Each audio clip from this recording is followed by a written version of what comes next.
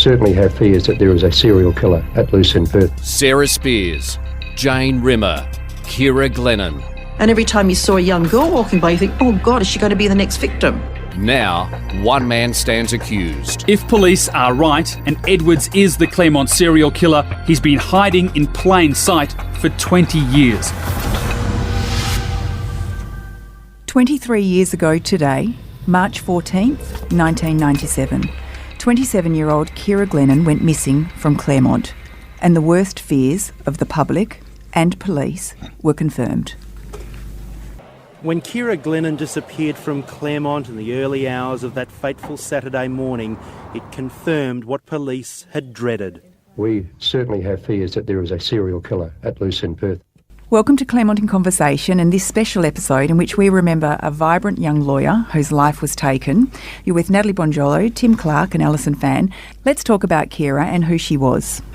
Well, Ciara's disappearance was the one that hammered home to everybody that a serial killer was on the loose. It certainly spooked everybody in the neighbourhood who up until then was still carrying on, going to the nightclubs, going home alone, getting drunk and walking around the streets of Claremont. And John Sankin, who has been in the court quite regularly, said it was only when Ciara Glennon disappeared that his business was totally affected. Up until then, and I know the mindset of kids at that age, in their 20s, they're invincible. And especially the mindset of the kids that go to Claremont, and I live in Claremont. They're very sheltered, they're very protected, and they really didn't take any notice of the... It's this what won't happen to me, but Ciara Glennon brought it home. And of course, Ciara had only been back in the country for 2 weeks.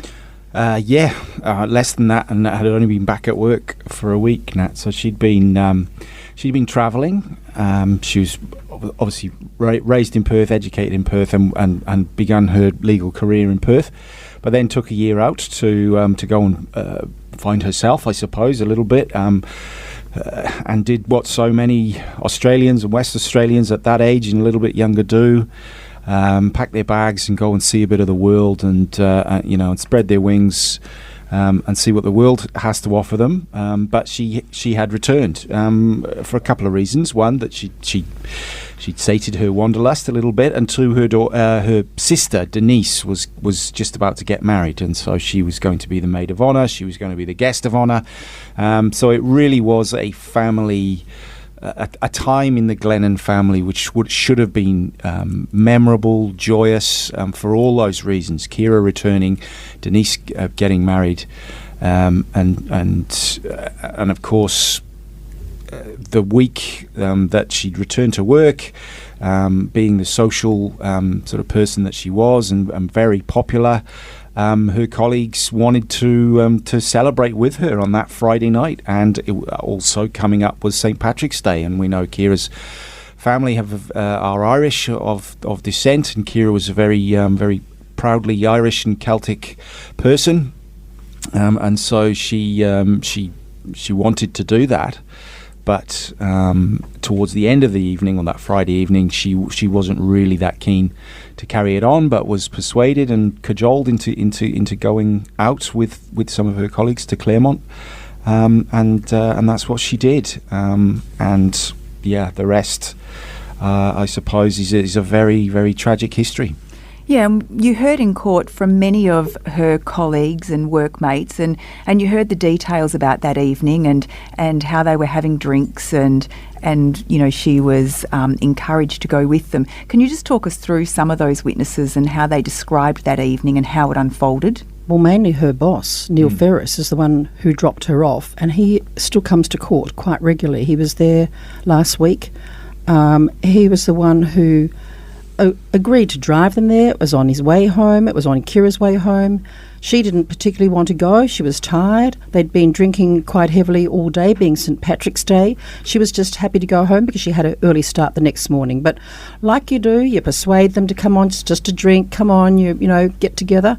And of course, that very, very fateful decision has lived with them forever. And these young lawyers now, and of course, they remember that they feel responsible for talking her into going down there. And they were very tearful when they were giving their evidence, very emotional. because you know that if only, in fact, one of the witnesses said, oh, unfortunately, she agreed to come. They wished that she'd, insisted on going home because she didn't stay very long. It wasn't a long night for her, and I don't think she was even continuing drinking from what we saw of the video. And it was just one of those terrible, terrible decisions. That's right. And I guess, like you're saying, the guilt that they must have carried for so very many years, and just wishing if only she had said no. Again, there's just no indication. These are young lawyers. They're having fun. They're in a very safe neighbourhood, their local neighbourhood. It was probably the last thing in their mind that anything like this would happen. So, but again, they're living with it. And the overlap of cases as well. Nat, we've talked about it all the way through the trial. The similarities, the echoes between all three women who went missing. We heard from Sarah's friends about how their sliding doors moments, how they wish they hadn't gone, or they wish they hadn't let her go alone. And then with Jane, when her friends were literally over the road in a car, sort of imploring her to get in the car with them, and she didn't, and then they left her.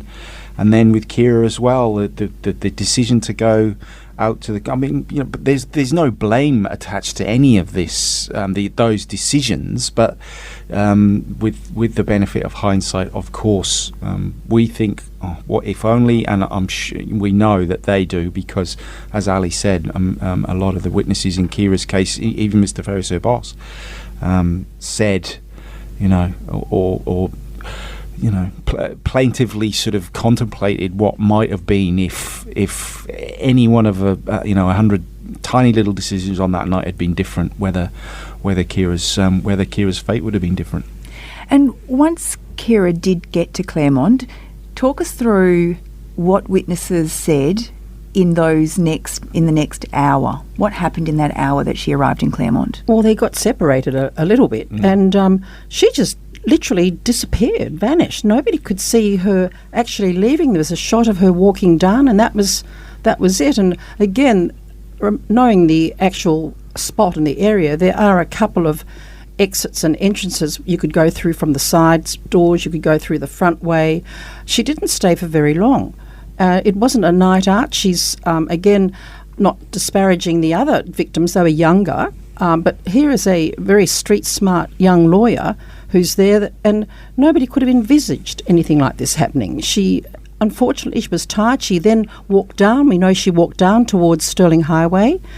The so-called living witnesses have described seeing her getting into a car. Again, you wouldn't think twice. Going along Stirling Highway, heading home, a couple of minutes' drive, literally down. It's in the neighbourhood. Pretty well in the neighbourhood, and that was the last we saw of her. So many witnesses saw her actually getting into a car, describing her, and that was it. Yeah. And so many of those witnesses could recall her so vividly, or a woman matching Ciara's description. And even these young guys who shouted out to her and said, "Hey, you'd be mad to hitchhike." Yeah. Well, that's right. I mean, Ciara was quite a distinctive-looking young woman. Curly hair, very attractive, dressed in business attire really, or a sort of formal skirt, and so she would have stuck out a little bit, I think, even though Claremont would have been very busy, and she must have done, because there were, as you're saying, that various sightings of her or someone who looked very much like her, and the final three by the so-called Burger Boys, three gents who'd been out for a good night out, had stopped at Hungry Jack's to get some food and was sitting on the bus stop on Stirling Highway, and they saw someone very much like Ciara walking on the other side of the road. They gestured to her, they called out to her, "What are you doing? You're mad, are you okay?" And Ciara, seemingly being Ciara, gestured quite distinctively to suggest she was fine.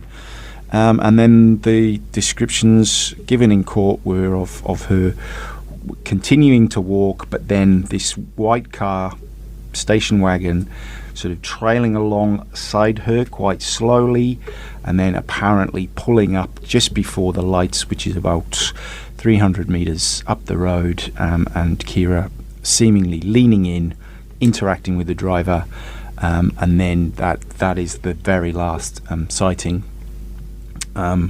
before her body was discovered less than 3 weeks later. And still, to me, one of the most chilling moments when witnesses were giving evidence was when one of the witnesses had said to a colleague in the car, what is she doing? I wonder if she could be the next one to go. Well, again, you've got to know the mindset of these young people in an area where really you're given a false sense of security living in an area like that, because they are only usually mixing with their colleagues and their school friends. Even today, some of the mothers from that area still can't grasp that it happened in their so-called trusted little area. It was a very village-type neighbourhood. Everyone trusted everybody. She would not have hesitated to have got into a car because of where she was. I think when she was overseas, you're on guard. Coming back, she's going home, you're heading home, not a second thought. And I think this is what brought it home to everybody, was how scary that was. But they are a very trusting lot of residents down there, because nothing had ever happened like this. Yes. It always happens somewhere else. And they're often blind to what happens outside the so-called Golden Triangle. And at what point did Ciara's parents raise the alarm and become concerned that something had gone terribly wrong? Well, within hours, really, Nat. I mean, this was just before midnight. By 3 a.m, Ciara's mum, Una, is aware that she's not back in the house where they were living. But she said at the time, and has repeated since, Ciara was 27. She'd just come back from overseas. She didn't want to feel like the possessive or too possessive mum, so she didn't really raise the alarm until basically daylight, and that was when I think Dennis was going out that morning. He did actually go out, but then Una realised that Ciara wasn't there. She wasn't with any of her friends, or any attempts to get in touch with her had failed, and so she rang Dennis and said, I think something's seriously wrong. Dennis came back to the house, and that was when the Glennons' nightmare really, really began. And never ended. No. We have a news clip from a press conference which Dennis and Una gave shortly after Ciara's disappearance. I would not want any mother or any family to go through the pain and anguish and sheer heartbreak that Dennis, Denise and I are experiencing. We were just distraught. And, we just need your help and your prayers. We are a strong family, and I don't cry easily. But Ciara's alive. We believe that. Alison, you were there at that press conference that the Glennons gave. What was that like? Oh, that was terribly, terribly emotional, and for me it brought it to another level. I wasn't there as a journalist covering it. I was there as someone who could relate to them. I knew them from the area. My oldest son, Jason, was the same age as Ciara, had gone through law school with her. They shared colleagues, law school colleagues and lawyer friends, and this was more of a personal thing for me, and I could relate to absolutely everything he was saying, because knowing the young girls and also Mrs. Glennon teaching most of the girls that my sons were going out with in their circle, and it was just shocking, horrible. Does it still break your heart now to hear that? Yes, absolutely. I think it would break anyone's heart hearing was. the anguish in Una's voice there. And as we've said throughout the podcast, Dennis is bearing witness to pretty much every day of this trial, and has borne witness to pretty much every day of the investigation since, because he is an incredibly staunch person. I don't know Dennis personally, but I've seen enough of him to know that he is absolutely determined to see this through. And as you could hear from his voice then, he believed then that his daughter was alive. That was obviously proved horribly wrong, but he has never given up on her in any capacity. That's right. I mean, they have tirelessly worked to find answers to who may have taken their daughter. And we have a clip then that just shows just how hard and how long and difficult this has been for them. Ciara's parents, Dennis and Una Glennon, poured a small fortune into providing additional resources for the macro task force. Well, absolutely. Dennis Glennon was onto it, very, very proactive right from the start. He's a businessman, a CEO, and he took it on like that, very, very forcefully, took on the authorities, asked the questions, how did this happen, why did it happen, made sure that the lighting around Claremont was improved, was right in the face of everyone there and didn't let it go. And he was very, very proactive and influential in making Claremont a safer place. He took on the council. He didn't let anything slide. He fiercely kept it in the public's eye and provided money where needed for them to keep going.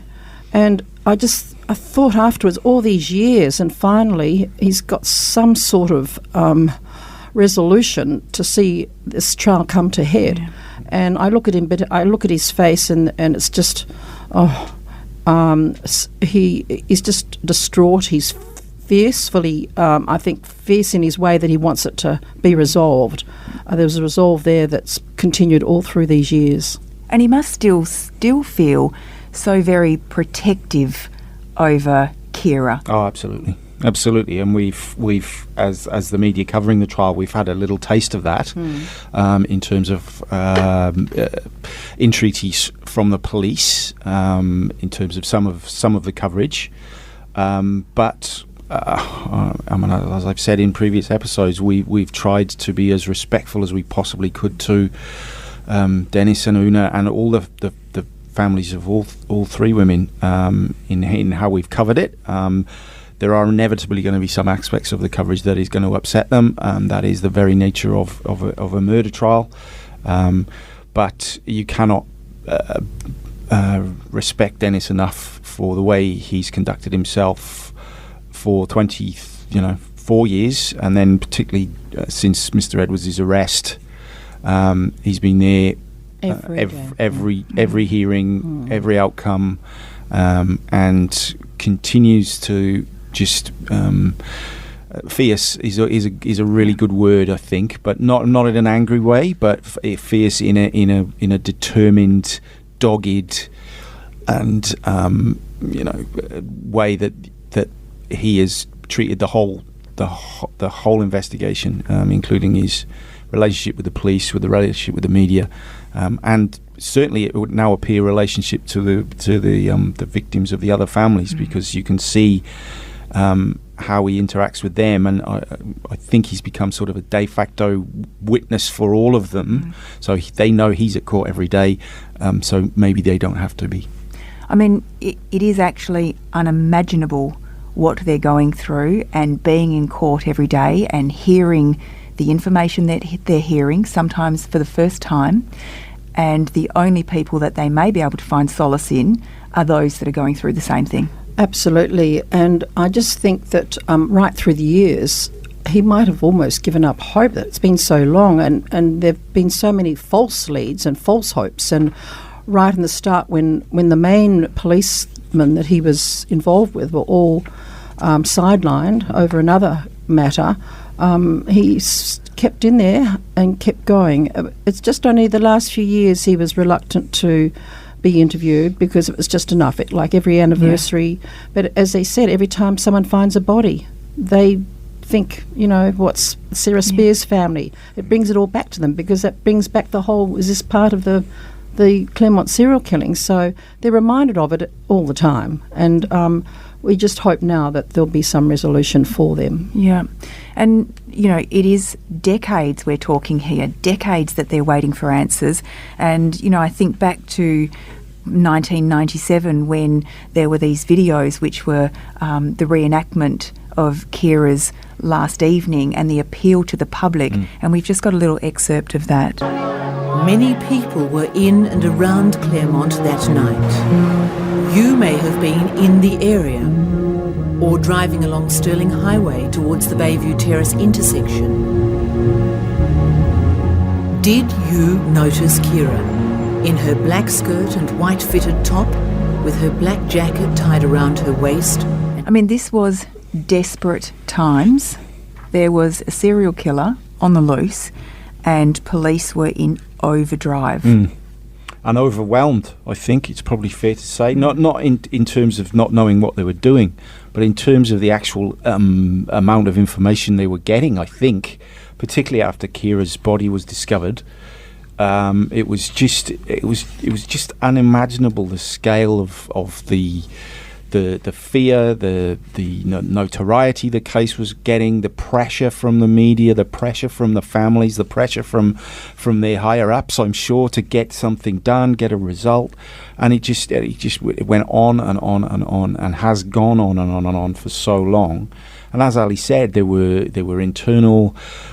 There was politicking within the police. There was a bit of white hunting going on. There was leaks coming out sometimes when they shouldn't have, and it just became such a snowball of all different types of elements. But at the heart of it all, obviously, was someone that was killing women. And of course, they concentrated for so long on Lance Williams, who you've spoken about a lot. And I think everybody sort of sat back thinking, oh, it was him, and they all relaxed a little bit. And because there were no supposed killings after that they thought they were on the right track.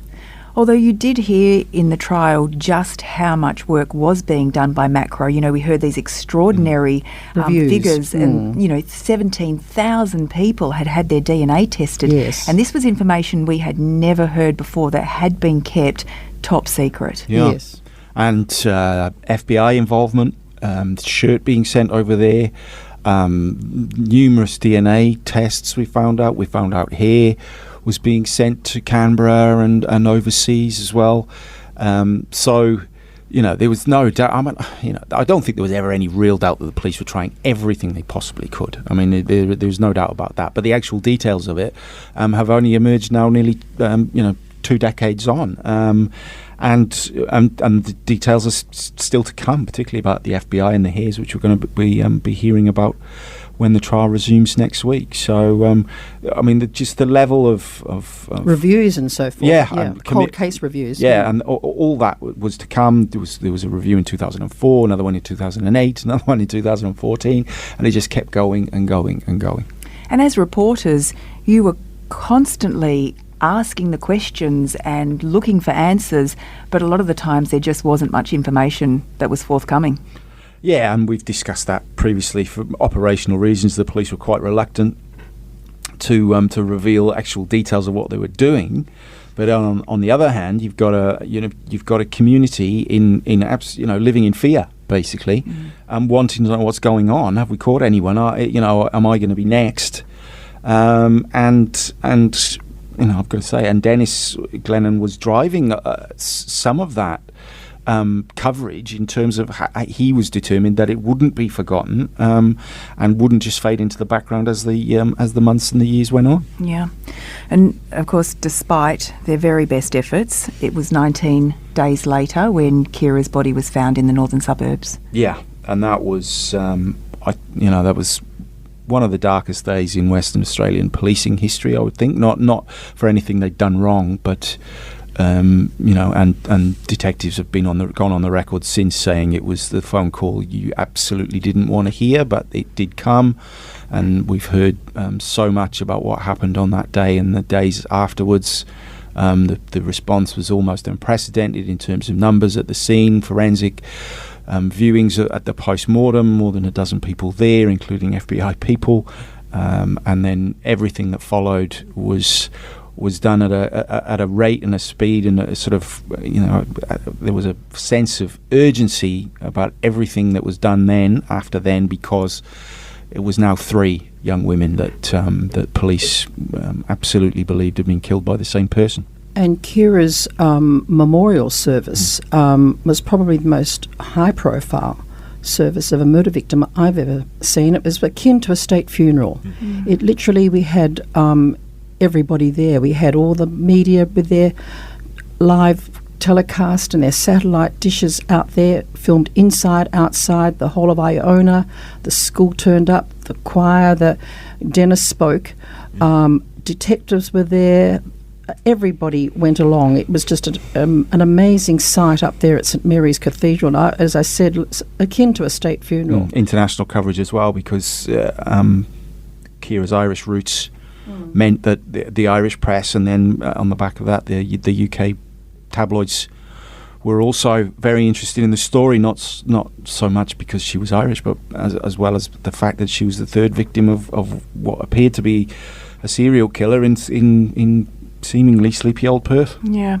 And Ali, I guess if you think back to that day, you know, it must have been incredibly sombre and quite heartbreaking for everybody, because I think people would have all personally been Absolutely. so distraught Yes. about this. Well, all of the Iona students and her colleagues, the law school, lawyers, it was just totally crowded. You could not move in the grounds of St Mary's Cathedral. But it was just so jam-packed. I just remember the day that we were covering it. We were covering it like an event where we had like 10 to 20 tapes that we were going through. It was just filmed non-stop, inside and outside. Dennis Glennon's speech, telecast live. A very, very emotional speech. His faith, and their faith has been very strong, and I think kept them together. But it was an extraordinary day. In court, you heard about the actual details of the day that Ciara's body was found, and that also was extraordinary because this was such an enormous crime scene. Yeah, huge. Because not so much of Ciara's remains sort of being spread out, they were actually very, very sort of tightly confined to one very sort of sandy spot, 40 kilometres north of Perth. But the area itself is just it's all sand, it was all bush, it was coastal, and police needed to be aware of all those surroundings and search them all, or certainly look very carefully through them for any clues, for any weapon that might have been dumped. Anything in the surrounds. And so, as we heard in the court, the cordon around the area was massive, the security around the place was massive, the media presence was massive, and the pressure was massive on the police, on the forensic pathologists that turned up, that they knew had the importance of this, what they were doing right at that very moment. They could potentially find something that could, halt these killings, or if they messed up, they might throw a huge spanner in the biggest works in WA police history. So yeah, it was a huge undertaking, and as you say, it's taken 25 years for us to really hear how huge, but now we do know.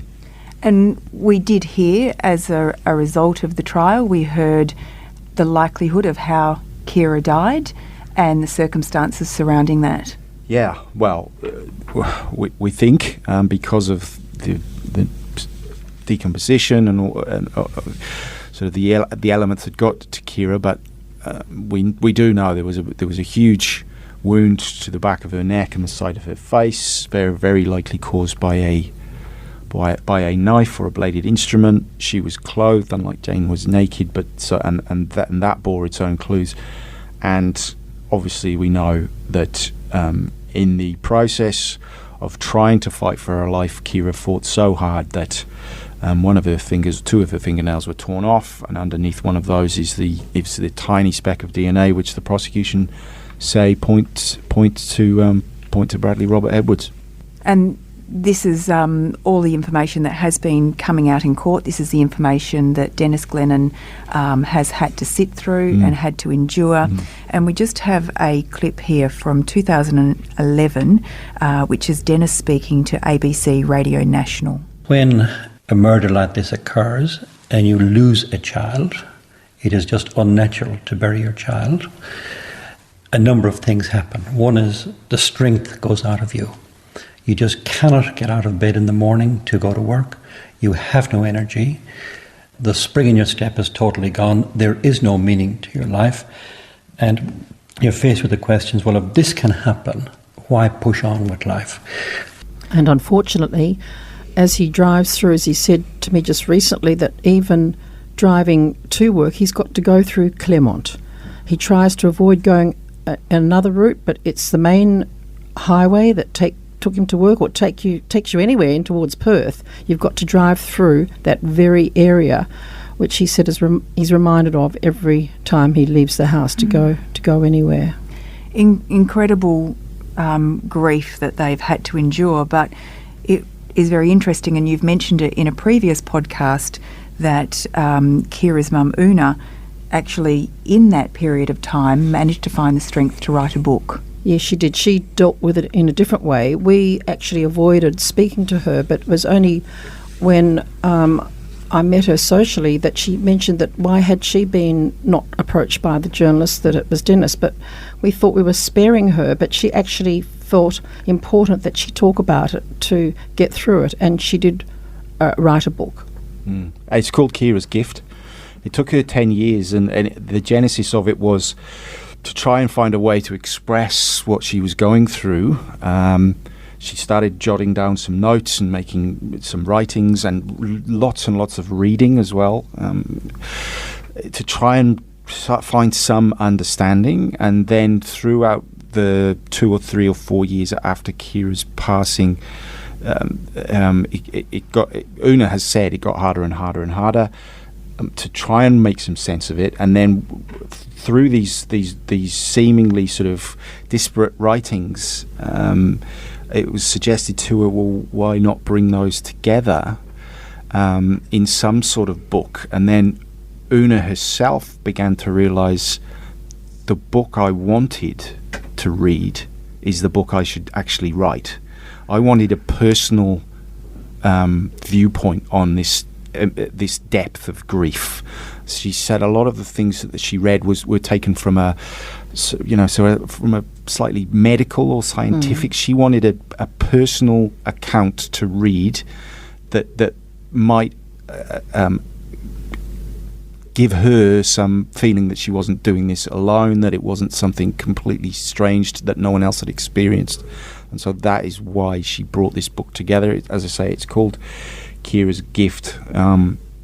I suggest anyone with any interest in the case, or anyone who's going through any sort of grief that they're finding hard to come to terms with, to try and get a copy of it, because it is beautifully written, ethereal, not as heavy and as dark as you might think it would be, even though there are dark passages and certainly dark places in it because of the subject matter. But it's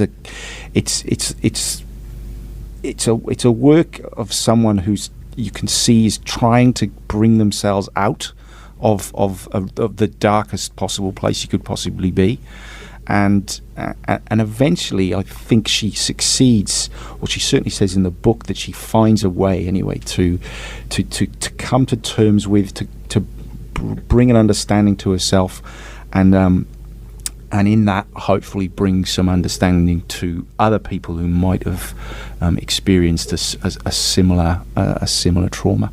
And being a school teacher too, I think to communicate those feelings and share those experiences would have been quite important to her. Yeah.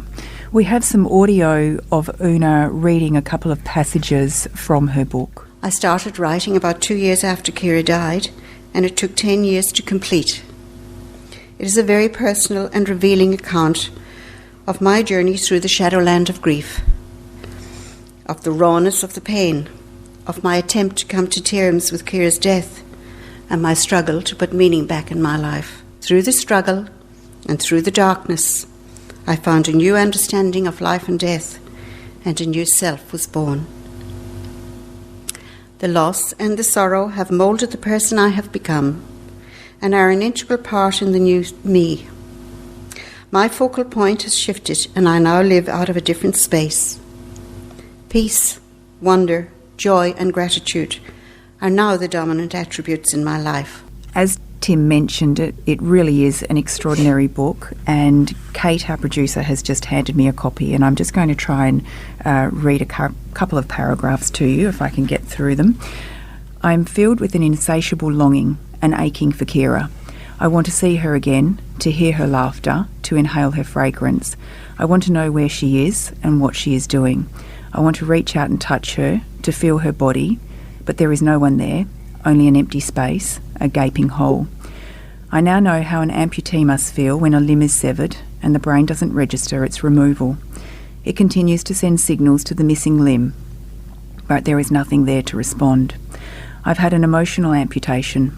That part of me was nourished by the bond of love between Ciara and me is no longer nourished, and I am left with an unrequited emotional craving. No other member of my family can satisfy that longing. It is an incredible book, and I can barely even comprehend how she has managed to get through that and to write that and to put it into words that we can now read it and just feel that grief and just also the strength, though, of this family is extraordinary. Yeah, it's it really is unique, the book, because this story is unique, as we've been talking about for weeks and weeks and months and months. But for Una to be able to find the words, let alone the strength to commit them to paper, is something that we should all be grateful for, really, because to have the strength to be able to bear those feelings in yourself, but then to be able to share them with it publicly. Okay, so you might notice a little jump cut in the podcast there. We've just taken a quick breather because we're all parents in this room. Oh, now I'm going to get upset too. We're all parents in this room, and so it is very emotional, and we all do feel quite tightly invested in the case. And Ali, of course, it's very difficult for us at times to be listening to these words, but we're going to try and press on now. Moving forward, we moved through the DNA part of the court case, and as you were mentioning, Tim, it was Ciara's fingernails which were collected from the post-mortem that did move the case forward and lead to a breakthrough. Yeah. So Ciara's the physical evidence around Ciara is the key evidence in the trial. I think I'm fair to say that, safe to say that. And as I mentioned, the DNA under her fingernails is what the prosecution hope is the actual smoking gun, because it points directly to Mr. Edwards. And then there is fibre evidence also on her hair, in her hair, on her shirt, and on her skirt as well. Which, when the prosecution we'll bring that all together in the next coming weeks, and then the closings. It could well be that Ciara's fight and her refusal to let this person attack her unhindered might well be what eventually brings this killer to justice. Obviously, the prosecution say that's Mr. Edwards. Mr. Edwards denies that it was him, but he doesn't deny it was his DNA. He just denies how it got there. And it would be we said we talked about Dennis refusing to let Ciara be forgotten.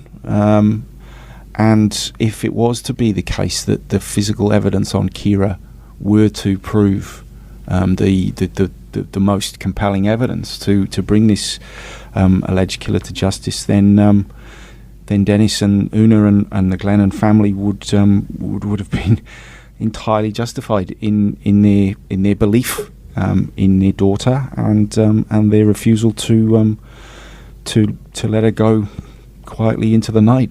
Well, that takes us to where we are now. As you've said, we've moved past the DNA evidence, and when court resumes, we will be moving into the fibre evidence. Tell us a little bit about what that's going to entail. It's going to be technical. It's going to be long. It's going to be sometimes difficult to hear because it involves Ciara's hair, the entirety of her hair mass, which was removed during a post-mortem, and what was found in it. On it, and also Jane Rimmer's hair as well, same thing. And the basic allegation is that fibres that were found in those 2 pieces of hair and on Ciara's shirt link directly to Mr. Edwards' work apparel, some particular shorts and trousers that Telstra employees wore at the time, which employed a unique fabric that was made especially for them, and also his car that he drove in 1995 and 96. 96 and 97. A Holden Commodore VS series, which again has unique fibres relating to some of the inserts of the seats, and those fibres were also said to be found on both Jane and Ciara. So we will hear experts, numerous experts from both sides, battle over those fibres, where they come from and their integrity. And then at the end of all that will be the conclusion of the physical evidence, and we will have a very, very good idea of both sides' arguments, and also the strength of them. And then finally, we will get to hear from Mr. Edwards, not necessarily in person, but we will certainly hear his interview and what he had to say to police about the allegations against him when he was arrested in 2016. Ali, still a few months of the trial to go. How do you think everybody will hold up over the next couple of months? Well, we've held up for so long now. I think we really need to see through this trial. A lot of my friends are asking, how do I sit through it? I said, well, we really need to see where it's going and how it ends after waiting so many years. That's right. Well, court will return on March 23rd. In the meantime, stay tuned for more bonus episodes. We'll be with you then for Claremont in Conversation. This podcast was produced by Kate Ryan and Alicia Preedy and recorded in the studios of 7 West Media. Audio files were provided from the archives of the 7 Network and the West Australian. Sign up for daily emails and all the latest on the Claremont trial at thewest.com.au.